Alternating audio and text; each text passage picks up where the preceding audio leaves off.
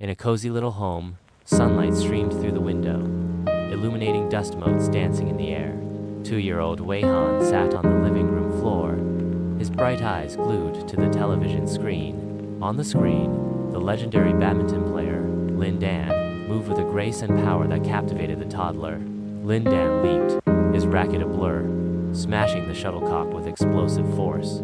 Each powerful smash sent a jolt of excitement through Wei-Han. His tiny fists clenched, mirroring the athlete's movements. His small body wiggled with barely contained energy.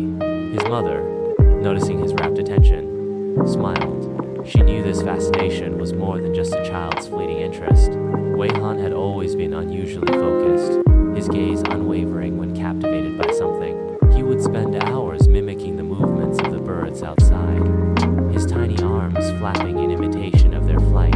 This time, it was Lin Dan's powerful game that held him spellbound. As Lin Dan won the final point, a triumphant roar filled the room. A miniature version from Wei-Han. He clapped his hands together, his little feet kicking in delight. His mother chuckled, picking him up and holding him close. "He's going to be a champion one day," she whispered, her eyes filled with pride and a touch of wonder. Later that day, Wei-Han, armed with a brightly colored plastic racket and a fluffy ball, attempted to recreate Lin Dan's moves in the backyard. He swung his racket with all his might, his small body straining with effort.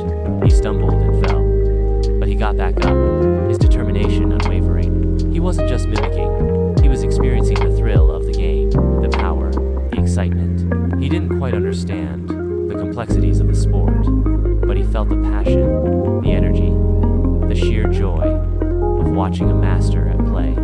This simple act of watching a legendary athlete on television sparked something within Wei-Han.